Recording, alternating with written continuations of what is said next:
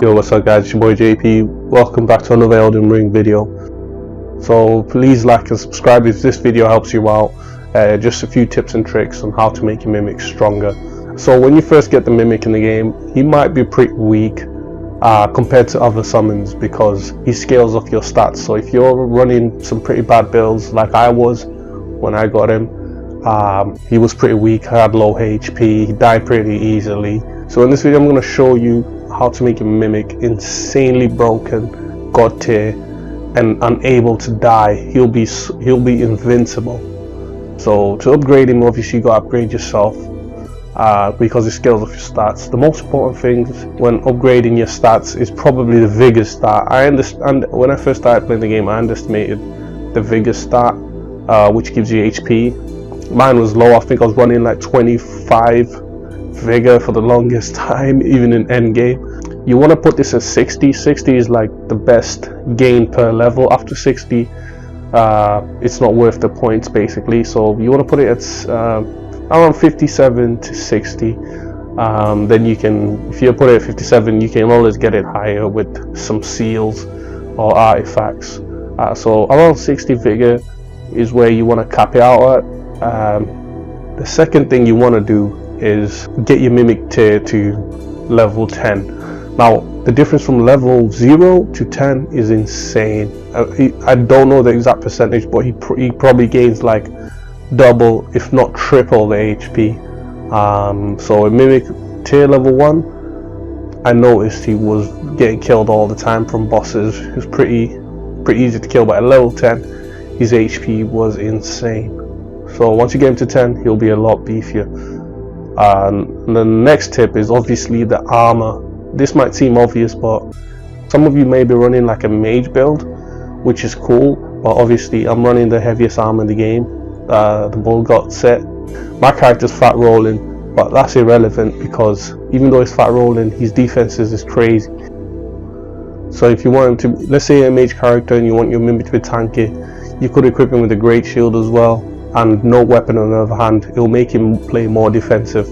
But if you put a weapon in his hand, he automatically becomes a lot more aggressive because he's got attack. But if you put like a seal or no weapon in his other hand, he'll just block a lot more and play more defensively. And you can also equip Shibiri's Wall, that makes enemies drawn to you. So you can summon the mimic with this on and give him a great shield with no weapon, and he'll just be drawing aggro of all the enemies or the boss. The boss will just focus on your mimic, and you can just get free hits in if you're like a mage character or something. You know, just make sure you give him a great shield for better defense and no weapon, so he's not attacking. He can't block if he's attacking. Also, since mimic can't heal, you might want to give him a healing spell. Now before he'll just spam heals if you had it equipped, but now he doesn't heal as much. They nerfed it, so he only heals like once or twice if at all. He will also use items in your quick items menu, and you can equip some raw meat dumpling, 3 of them, and he can use them to heal himself. He can use most of his consumables. He can use throwing pots, knives. He can use these attack items. He can't use this bewitching branch, he can't use that. He can use the Regal Omen Bear and the Omen Bear from Dung Eater. He can use grease to coat your weapon. If your weapon can be coated, he can use the grease to coat it in whatever element you like. Like I like running his dual weapons, so if you got any dual hammers, dual axes, that's probably the best offensive set because he can use the dual attacking set, a dual attack, which does insane damage, like dual colossal weapons or even dual katanas. You'll probably bleed like crazy. And also the best way to stay alive for the mimic is also equipping the Prayerful Strike, Ash of War. This will pretty much allow him to solo pretty much most bosses. It's got a small hitbox, but if he connects, it heals 30% HP for the mimic. And if you're close to him as well, it heals you for a small percentage as well. It's pretty busted, and he spams it.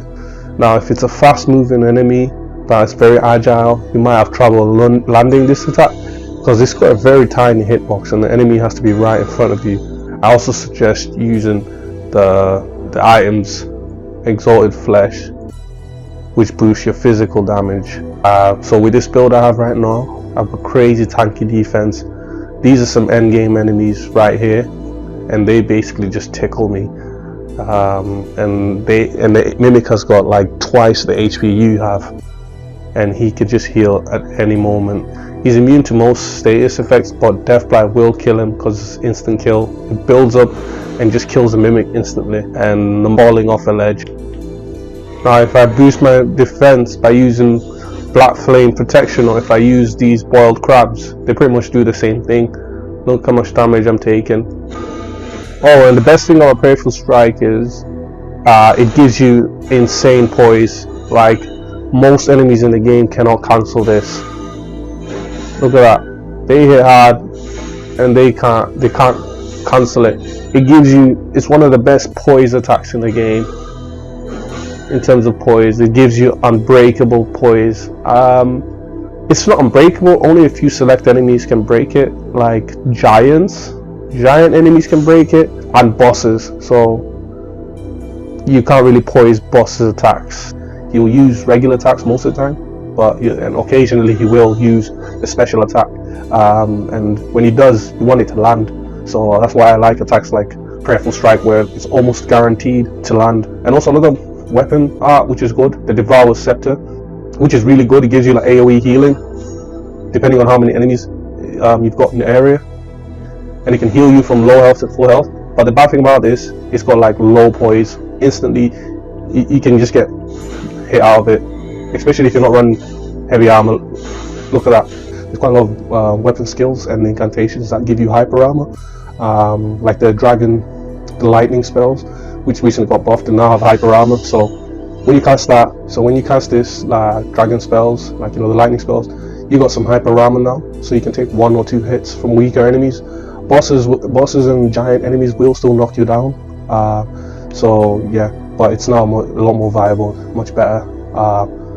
Such as Ancient Dragon Lightning Spear, Lane CX's Glaive, Fortitex Lightning Spear, and Frozen Lightning Spear. Those 4 for sure, for certain, have hyper armor.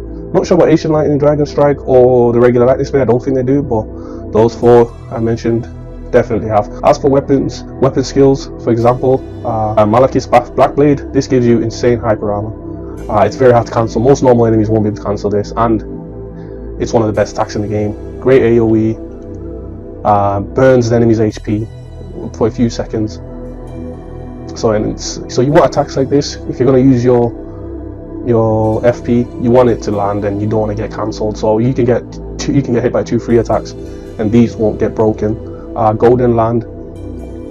This is another one you can put on any colossal weapon. It does a nice damage with the AoE shockwave. Again, you can tank a few hits with this. The famous Lion's Claw. You can put this on colossal weapons as well. Gives you like some hyper armor, and it's very powerful as well. Radahn's Great Swords, the special attack, is particularly very strong for large groups of mobs. It sucks them in. So if you got mobs surrounding you, this attack will suck them in. And then if you press it again, obviously it does a huge AoE slam, which surprisingly you can take 2 free hits and it won't get cancelled. Very great design, and one of the best attacks in the game. Very nice. Wave of Darkness, which just got a buff, slams the ground, and that AoE attack continuously damages enemies. If you press the heavy attack after this, it does a swing, which has been fixed now. It actually attacks enemies. Before it wouldn't attack anything, even though you're right next to the enemy. And one of my favorite as well is Horalu Earthshaker.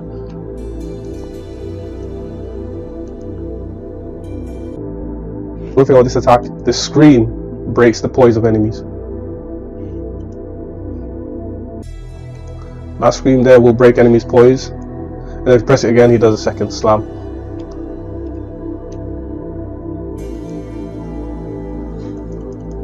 And both of these slams break incredible poise.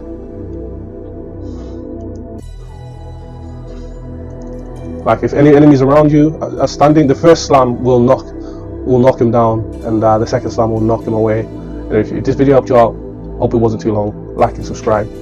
See you next video.